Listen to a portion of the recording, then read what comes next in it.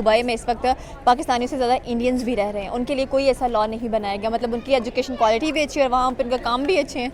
I think so हमारे politics की वजह से हमारी रेपुटेशन काफ़ी ज़्यादा ख़राब हो चुकी हुई है। ये जब देखो कुछ कोर उठा के जाते हैं तो शायद उनको ये लगता है कि आने वाली जनरेशन जो है वो इस तरफ ना खुद को मोल्ड कर ले। अस्सलाम वालेकुम। वालेकुम अस्सलाम। आपका नाम? हुस्ना तारिक।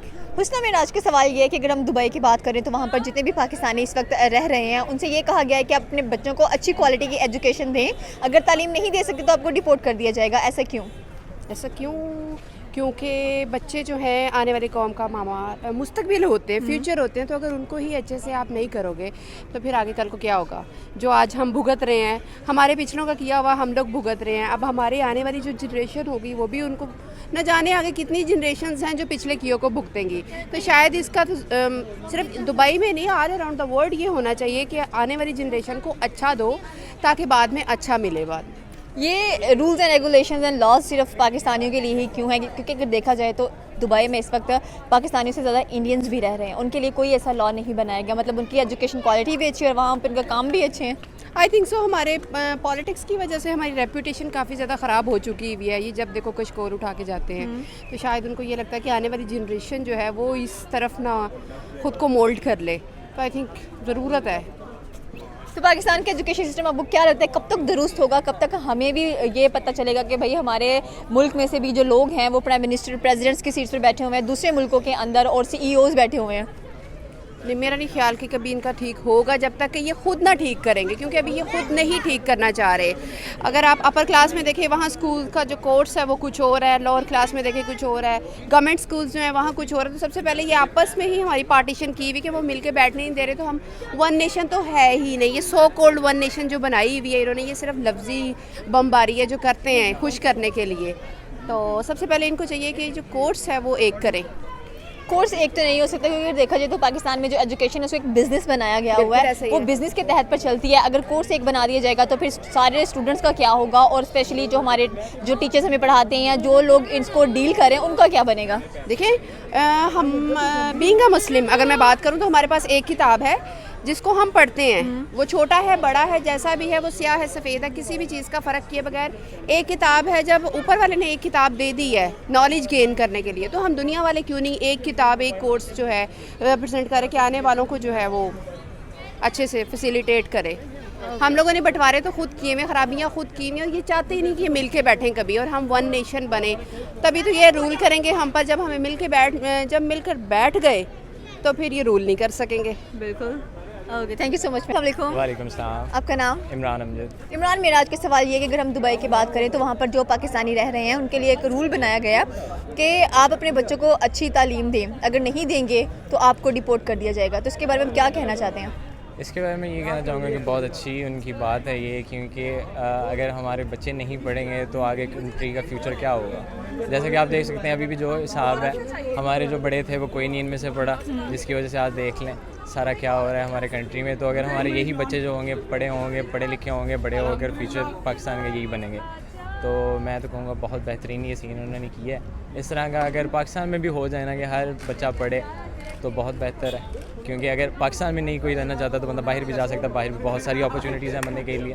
तो ये बहुत बेहतर है कि वो उन्होंने ये रूल बनाया है। अच्छा, दुबई में पाकिस्तानी से ज़्यादा इंडियंस रहते हैं, इंडियंस के लिए ऐसा कोई रूल नहीं है, मतलब उनका एजुकेशन सिस्टम अगर देखा जाए तो फिर पाकिस्तान से बहुत बेहतर है। इंडिया का ये सीन है कि इंडिया में भी मतलब अगर देखा जाए तो जो ब्रिटिश भी वहाँ से गए थे ना, तो वहाँ के जो बच्चे हैं या उनके जो बड़े थे उन सब की इंग्लिश पे ग्रिप थी। आप देख लें उनके बच्चे को अभी तक इंग्लिश आती है, तो यही है कि उनका शुरू से वही सिस्टम चलता आ रहा है, तो इसलिए उन्हें उनकी कोई मसला नहीं है। पाकिस्तानी जो भी यहाँ से जाता है वो वहाँ पे जॉब क्या कर रहा था, कोई लेबर होता है, कोई कुछ। मोस्टली जो पाकिस्तानी है दुबई में गए हुए हैं तो उनका ये है कि लेबर्स हैं। अभी रिसेंटली मैं दुबई से होकर आया हूँ, तो मैंने वहाँ पर क्या देखा है, मतलब जो इंडियंस हैं, ठीक है, जितनी भी हाई पोस्ट हैं मोस्टली वहाँ पे इंडियंस बैठे हुए हैं। पाकिस्तानी क्या कर रहे हैं, मोस्टली वहाँ पे लेबर्स हैं। तो ये बहुत फैक्टर है कि क्योंकि उनके जो लोग हैं वो पहले से ही पढ़े हुए हैं। हमारे ऐसा कोई कंसेप्ट ही नहीं, हमारे कहते कोई बात नहीं, पैसे कमाने हैं तो बंदा लेबर करके भी कमा सकता है, बाइक जाके ऐसे जो भी है। तो ये सीन है, इसलिए उनके लिए नहीं है, पाकिस्तान के लिए।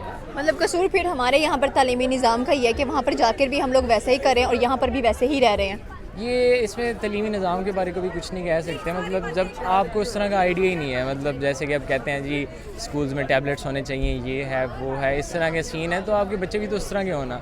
आप घर में उनकी उस तरह की ग्रूमिंग नहीं करते, ठीक है। अब मैं यूनिवर्सिटी में था तो बहुत सारे बच्चे ऐसे थे जिनको कंप्यूटर चलाने तक नहीं आता था, तो ये है कि बच्चों की वैसे ग्रूमिंग होगी स्टार्ट से ही, तो फिर ये सिस्टम हो सकता है, अदरवाइज तो कुछ नहीं हो सकता इस बारे में। Thank you so much sir. अस्सलाम वालेकुम। वालेकुम सलाम। क्या हाल है सर आपका? अल्हम्दुलिल्लाह फ़ाइन। आपका नाम? अहमद रमज़ान। अहमद, मेरा आज का सवाल ये है कि अगर हम बात करें इस वक्त दुबई की, तो दुबई में जितने भी पाकिस्तानी रहते हैं उनके लिए एक ऑर्डर जारी किया गया है कि अगर आप अपने बच्चों को वहाँ पर रहकर एजुकेशन अच्छी क्वालिटी की नहीं देते हैं तो आपको डिपोर्ट कर दिया जाएगा। क्या कहना चाहते हैं कि सिर्फ पाकिस्तानियों के लिए ऐसा रूल क्यों बना दिया गया वहाँ पर?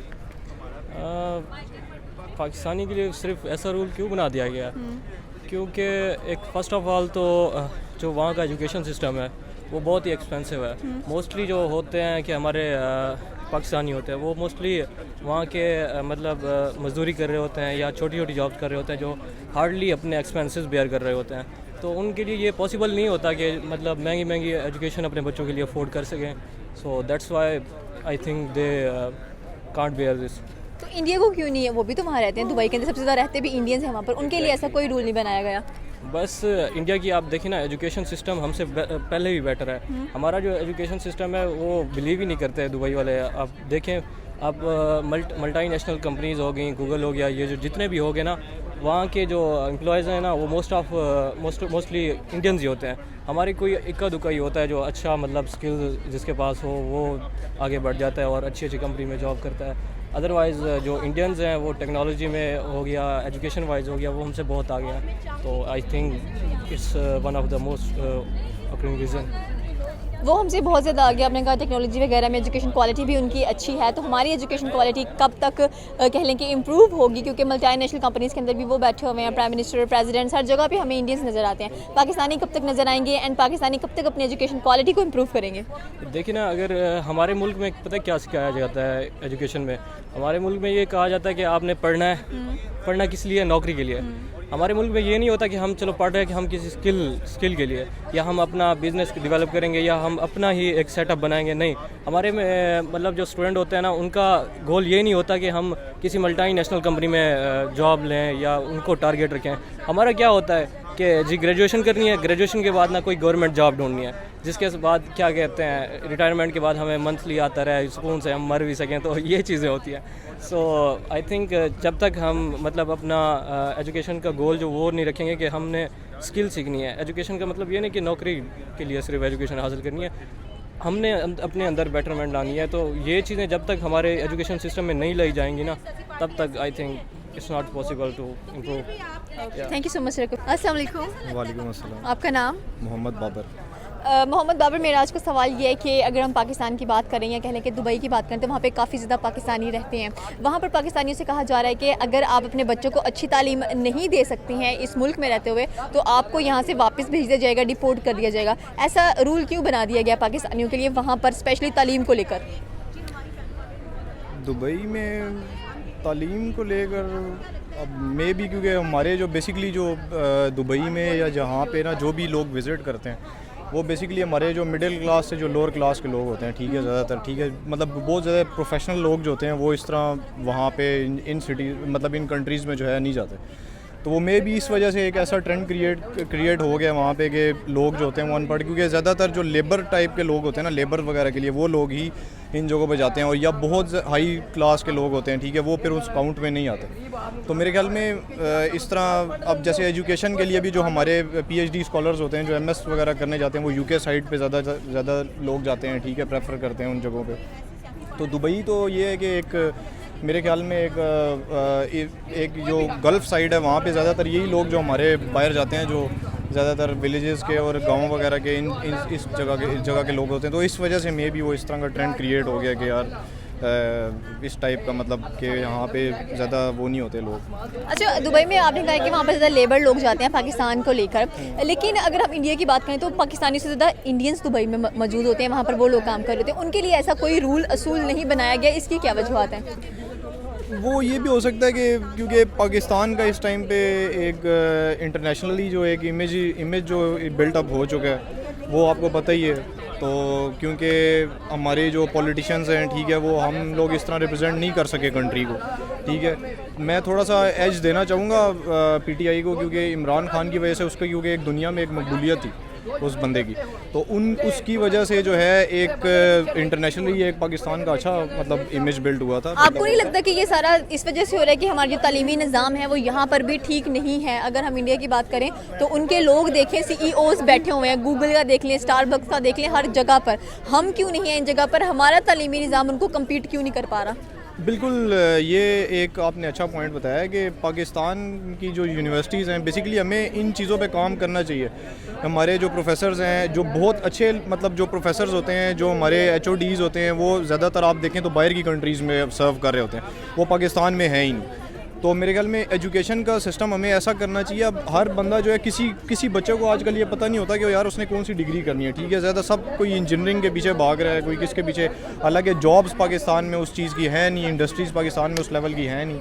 तो इंडियंस क्योंकि IT में बहुत ज़्यादा आगे हैं, तो मेरे ख्याल में हमें इस तरह के कोर्सेज़, जिस तरह के अभी काफ़ी पंजाब IT बोर्ड जो है उसने काफ़ी इनिशिएटिव्स लिए हैं, जो एक स्टार्टअप्स के आइडियाज़ जो बच्चों के होते हैं यूनिवर्सिटीज़ लेवल पे, वो अपने आइडियाज़ को ला के प्रेजेंट करते हैं, उनको सपोर्ट किया जाता है, एक बिज़नेस लीडिंग टू जो आगे बिज़नेस तक लेके जाते हैं। तो मेरे ख्याल में हमारे एजुकेशन निज़ाम जो जितना भी निज़ाम है उसके अंदर हमें इस तरह की चीज़ें ऐड करनी चाहिए, क्योंकि आजकल ना एक स्किल सेट का ज़माना है।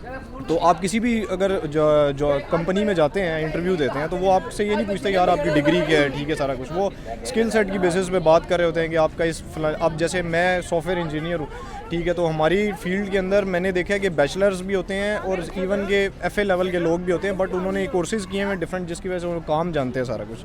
तो इस वजह से हम लोग इंटरनेशनल प्रोजेक्ट्स पे काम कर रहे हैं, सारे बाहर के प्रोजेक्ट्स हैं, क्योंकि बाहर लोग इतने ज़्यादा नहीं होते तो ये इस वजह से मेरे ख्याल में हमें अपने एजुकेशन के जो है निज़ाम को बेहतर करना चाहिए, इसलिए। Okay, thank you so much sir.